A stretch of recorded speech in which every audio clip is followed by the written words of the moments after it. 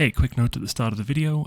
As you're listening to this, registration is open for the Trailblazer May Discord League. If you are interested in getting involved and playing the format, more details at the end of the video and in the link in the description below. Hello, and welcome back to Trailblazer MTG. My name is Paul, or Prop, and in this video we will be looking at the fourth and final week of the April Trailblazer Asynchronous League. First up, quick recap. I am currently 2-1 and going into the final week. Looking forward to this final matchup. First thing I want to do is go over the changes I made to my deck. I made 3 changes from last week. For the creatures, I have added in the new creature, one of the new creatures from Secrets of Strixhaven, which is the Molten Core Maestro, 2/2 Goblin Bard with Menace, that whenever I cast an instant or sorcery spell, it gets a +1/+1 counter. So it gets consistently bigger. If 5 or more mana was spent to cast the spell, it refunds mana equal to its power. The only real hit I have for that is a large Shatter Skull Smashing. Everything else in my deck is caps out at 4, and I only have 2 of those. So that's the only benefit there. But a 2/2 menace that can very easily be a 3/4 or even 5/5 menace fairly quickly is a really good rate. The other addition I made, I added in Practical Joke. You'll see that this is really just a straight upgrade over Strangle, which I'll cover what I removed for these, but this one is a very like-for-like swap. Very marginal in this format. There isn't a lot of damage prevention going around, so this is just a niche upgrade, but mostly a side grade. And the final change is I added Quarry Steel Cutter. This is something I was considering for last week, but decided to leave my deck as is. I have been looking. I do fairly consistently cast 2 spells a turn after turn 2 or 3. So this is going to be able to come online and hopefully be a little wider, kind of spread out the damage across some of these tokens. So in order to make room for them, I had to make 3 cuts. As I mentioned with Impractical Joke, this is kind of a side grade from Strangle. Strangle, 3 damage to target creature or planeswalker, while Impractical Joke has exactly the same text, it just says damage can't be prevented this term, similar to the text on Bonecrusher Giant's Stomp ability. For the Quarry Steel Cutter, I decided to cut Frostbite. For those of you who watched some of the earlier weeks, I believe week 1 of the league, I misunderstood that this could hit somewhat, could go to the dome, hit face, but it's while it's fairly easy and can often be 3 damage to the creature at instant speed, 2 damage to a creature at instant speed for 1 is just not quite there, and there are enough games where I'm not hitting 3 snow permanents to make this a reasonable cut for Quarry Steel Cutter, which has incredibly high upside. The final cut I made for the Molten Core Maestro is my Jaded Edge. This is a very powerful card. She's very good. The prowess and the exhaust plus the 3 toughness are very useful.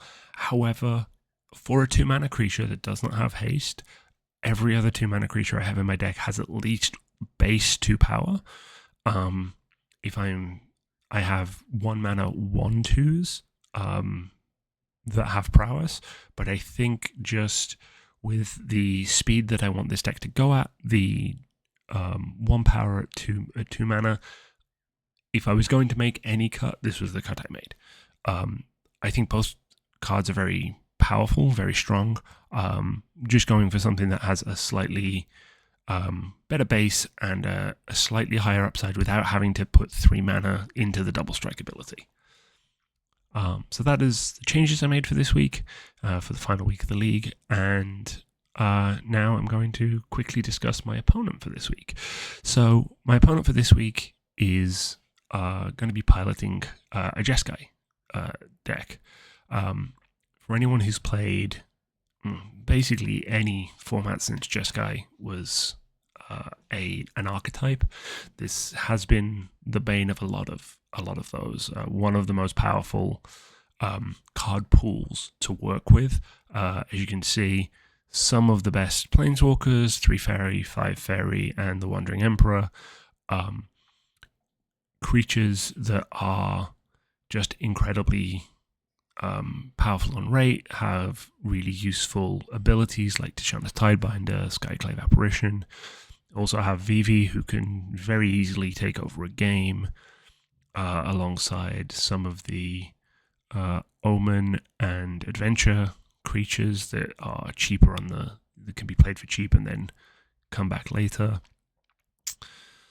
But not a ton of creatures and not a ton of Planeswalkers. This is very much more of a control-y shell. So as you can see here in the sorceries, we have functionally for the decks we play, 1, 2, 3, 4, 5, 6, 7,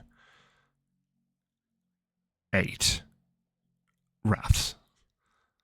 I have 8 ways to fully clear the board. Obviously, against some decks, Anger of the Gods and Brotherhood's End would not be necessarily a board wipe, but against us, that is pretty much a board wipe. We also have some bigger spells like Jeskai Revelation, Sphinx's Revelation. They have counter spells, No More Lies, Dovin's Veto, various removal, hand selection. We also have Portable Hole, some other some enchantments, including another functionally a Wrath, mana value 2 less. That's the vast majority of our deck gets caught by temporary lockdown. And then onto the lands. We have a reasonable land structure. They have Restless Anchorage and Hall of the Storm Giants as creature lands, Quarry Mountain Monastery, Iganjo, Otawara as the utility lands, fetch lands, surveil lands. They have the Triome, but also a reasonable number of basics. This deck is looking to grind. It's looking to make sure that I can't get out to a fast start, and if I do and I overextend, they have plenty of ways to wrath the board, reset to enable them to get to the later game when they can be casting their Ojutais, their Shikos, and things like that. And obviously, Teferi coming online makes it very difficult for a deck like mine to win the game. So, I think more than any of the other matchups, this needs to be an aggressive start. I can't be over-aggressive, like I mentioned with the Wraths. I don't want to overextend, get Wrathed, and have nothing left to follow up. So, some of my less committal, my creature lands, my the Steel Cutter, creating tokens, making sure I am keeping options in my hand to rebuild after an inevitable Wrath on turn 3 or turn 4. That's what I'm looking to do. I think this is going to be a very interesting matchup. I'm not entirely sure who is favored here. I think it will very much depend on the draws, the hands that we keep and play, and what we draw into. Opponent has plenty of ways to draw into the answers that they need, or find the answers they need. Whereas I am a little more reliant on the top of my deck and just what comes. But that is the trade-off for having an incredibly efficient aggressive deck, which I think we've seen how efficient and aggressive this deck can be in a couple of the previous weeks. So that's it for the intro. Maybe a little longer than usual. This is Jeskai's a fairly interesting deck that I like to talk through and think about, especially for this matchup. But with that, I will be right back with the match.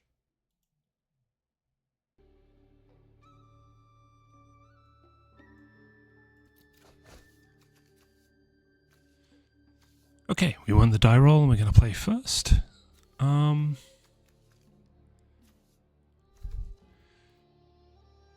Yeah, I think this is a pretty good start. We don't have to overcommit to the board. We have a pump spell. I think Hide Claw is probably a good way to build up. I'm going to keep this. I think Hide Claw is probably where we're going to start.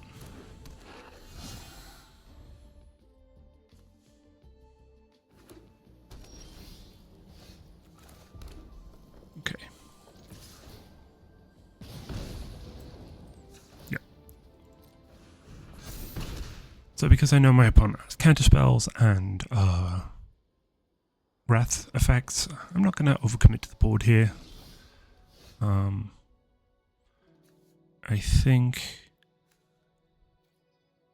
I am going to just continue, especially with not drawing a land there.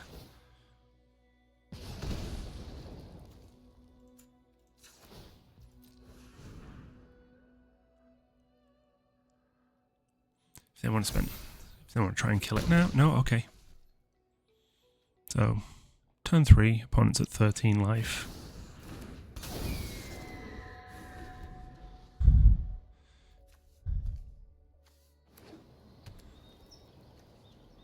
Okay, they're now at 3, have their 3 colors. They're going to kill my Hide Claw with the Roaring Furnace, that's okay. So, I think now we just hit Screaming Nemesis. This causes issues with any of the damage-based removal.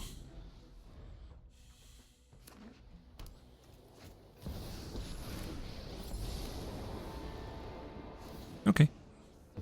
They have Nahiri for removal.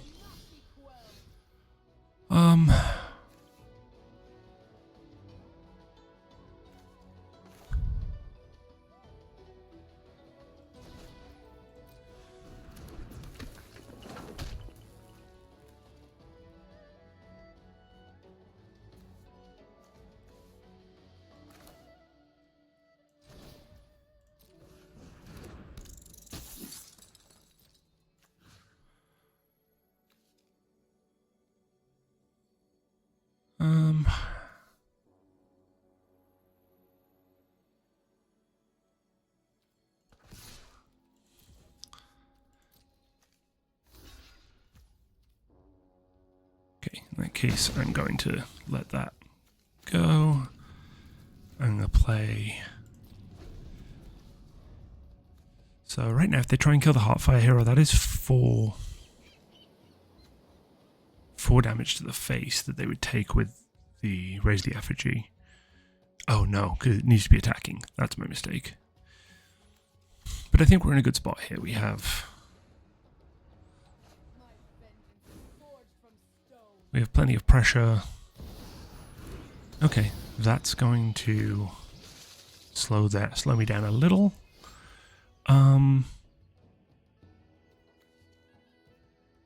Okay. I'm going to attack with everything because I have plenty of options.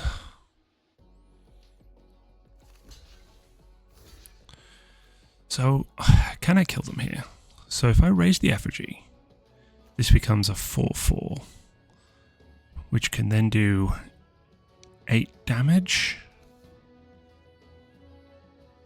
So 4, 8, or I can... yeah, I think what I do is I give this...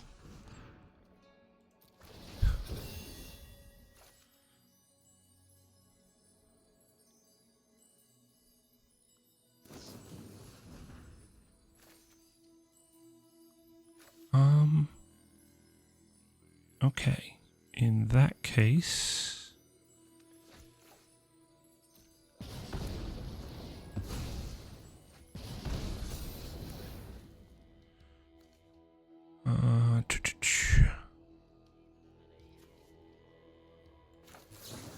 I am going to take Beza out, trade that off, and then play Norin.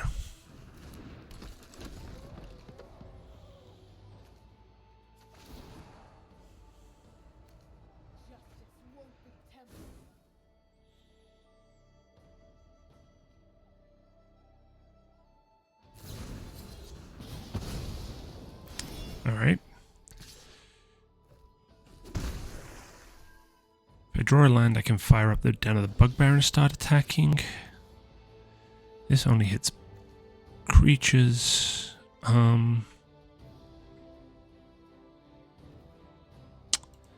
Okay. Feels like we're now very much on the back foot here. We have run out of gas. We do not have the mana to fire up the Den of the Bugbear. This requires a creature in play.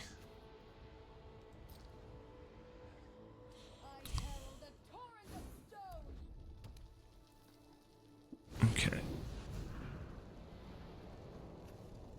They're also going to be able to shoot up a creature next turn.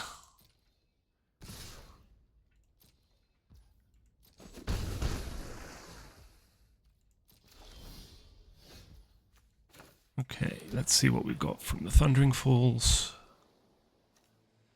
I do not want another land there. I think I'm going to have to do this.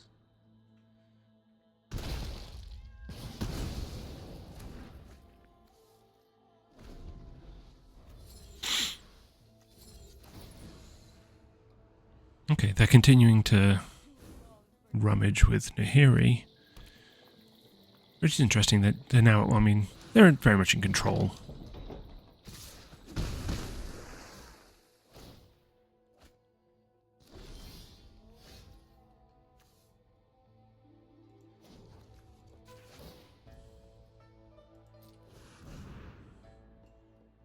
I am going to at least...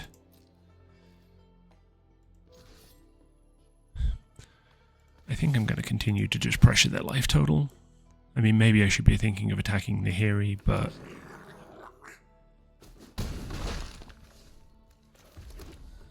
at this point, if I survive one more turn, I may be able to kill them with the Heartfire. This is actually very close at this point. I mean, if they minus Nahiri go get Shiko,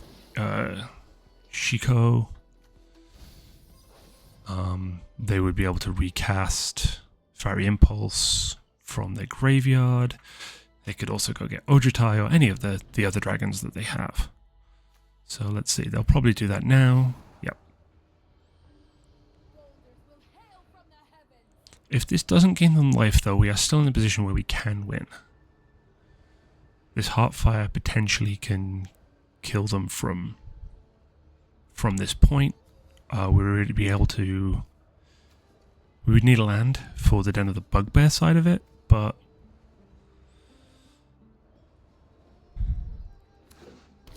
okay. Here's Shiko. Shiko having Vigilance is... rough. They're now going to stomp. They don't need to stomp because they have...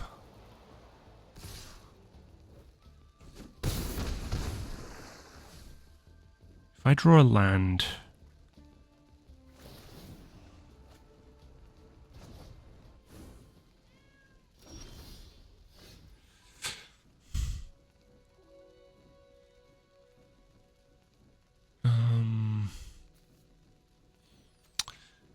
so I did draw land.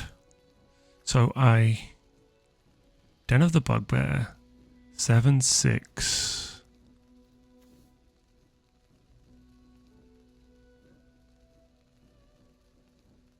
I trade for the Bonecrusher Giant. And they go to 2.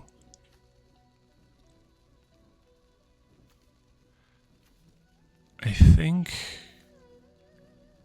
my best bet is firing this up. They may have a response. Okay, they have a response. In that case, I think I might just be dead here.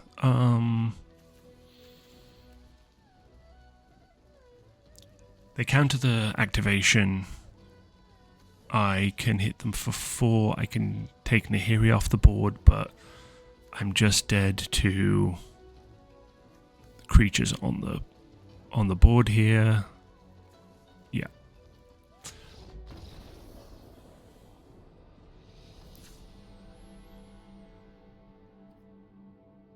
Okay. I got out to a good start. I stumbled on the 1 mana, but I think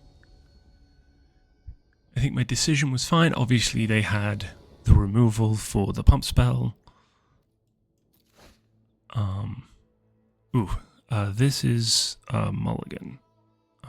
Too many lands, none of the faction. This is then also a Mulligan, just 1 colorless land. Going to 5. Okay, I think from 5 this is a decent option. So I think we're going to keep Kamano. We're going to keep Razorkin Needlehead, Scorching Shot for removal. So I think Felden and Wild Slash go away. Yeah.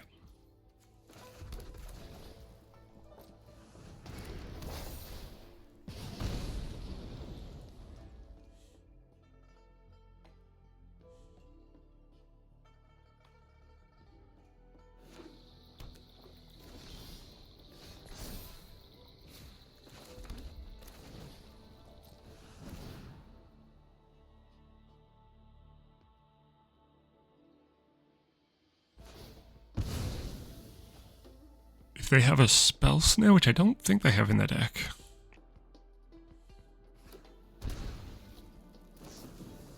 Okay, they're considering. Ah, yeah, because otherwise the Needlehead would do damage to them on the draw. Preserving a life here.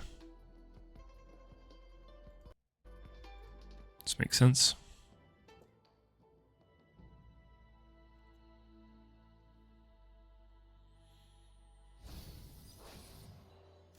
Okay, the Surveil the land.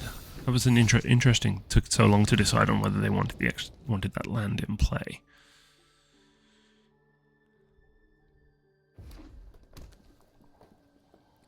Okay, probably yep. Removal spell, and it's a life gain spell.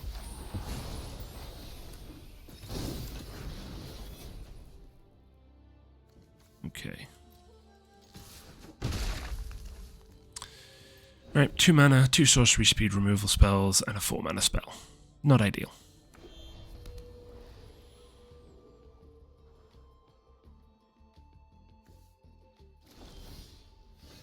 Okay, well, first I'm going to attack. I think I play the High Claw here.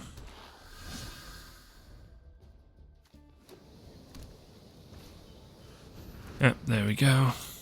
I knew that was going to be an issue for my deck.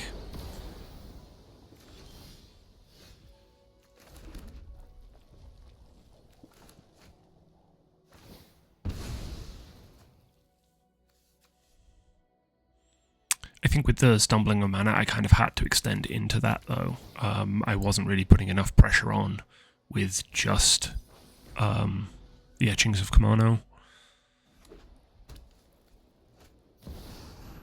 And now they have... Yep. Alright, I'm going to play this because that will give me the Sunspine Links next turn, which is currently hitting for 3. Although I think...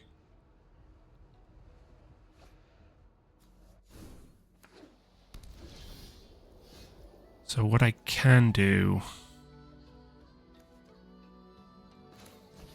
is I'll take the turn to try and kill Jeskai.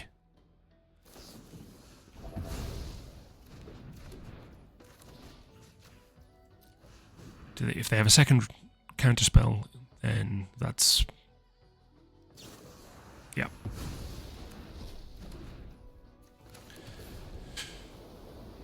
Okay, well, I feel like this has very much got away from me. Mulling to 5 was definitely difficult.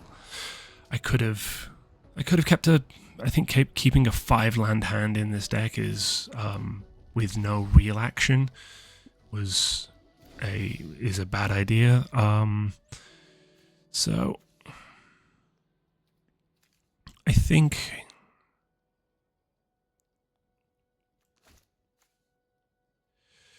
if I cast the Sunspine Links and they don't have a removal spell, they're taking 1, 2, 3. They take 4. I take 2.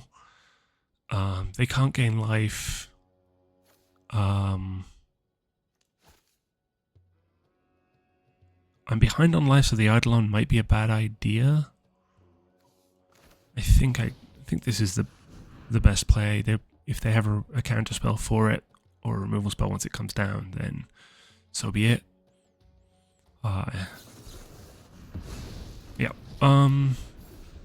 Right. I've got one more draw. We'll see what happens, but I feel at this point we're very much unlikely to be able to get back into the game. Being able to counter both of my attempted removal spells.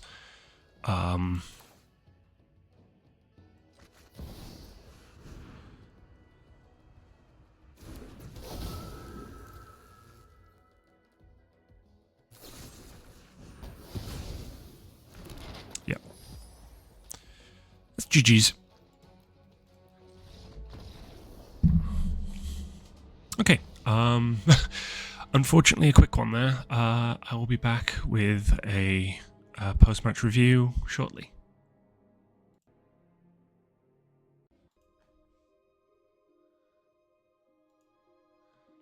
Okay, and here we are back at the deck screen. So that's the end of the league. I ended up going 2-2.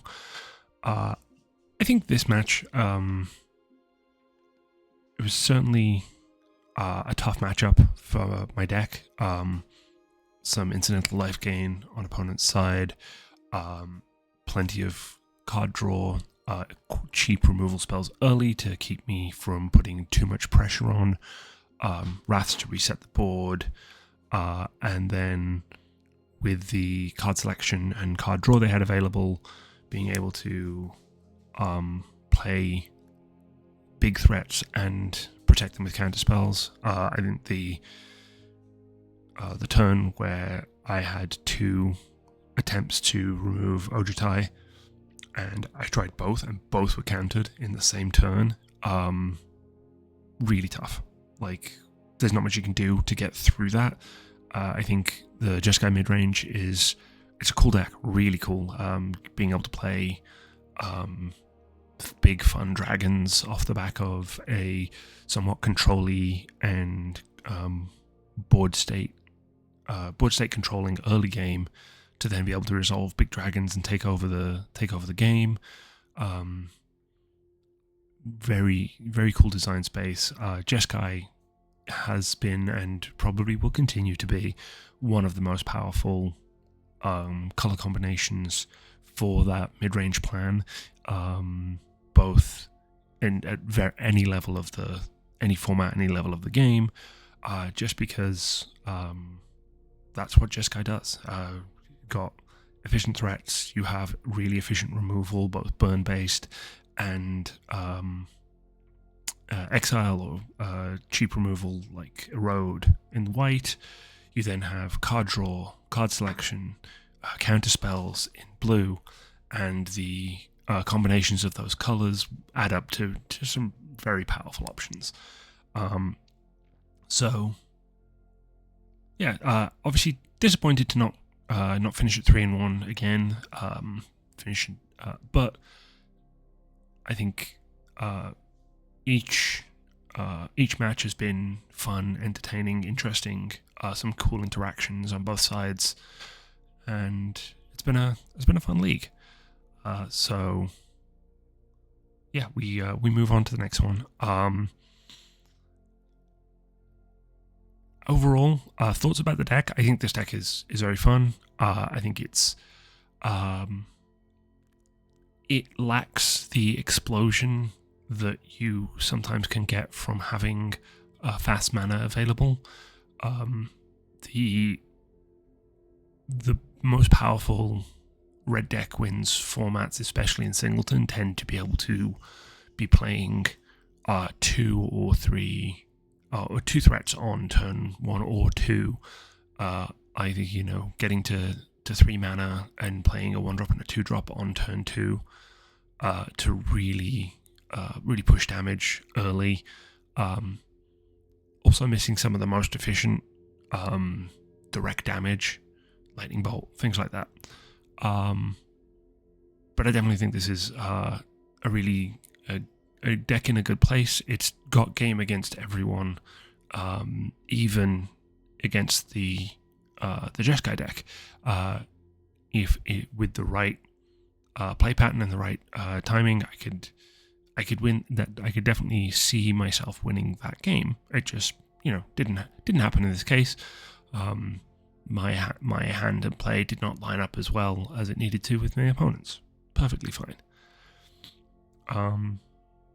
So what's up next? So as you're seeing this, the new Trailblazer Discord is currently has an open registration for a May asynchronous league, which will be starting next week. My video for next week will be a deck tech of the deck I have submitted, along with a quick review. The community has started discussing potential bans for the format, just to make sure that we're not overlooking things like that and ensuring that the format can be healthy from the start. I think there are some theories, some thoughts about where that goes, but you'll have to check next week's video out to see that. But with that said, thank you for watching. If you enjoyed this video or the content that I'm making, please like and subscribe. Like the video, subscribe to the channel, turn on notifications, and I will... and if you have an interest in playing, then use the link in the description to get over to the Discord, build a deck, submit it for the tournament, and come play with us. It's a fun group. It's a very welcoming community. We're still fairly small, but if you've enjoyed these videos and want to give some of these decks a try or a deck of your own a try, I would be happy to see you over there. But until next time, have a wonderful day.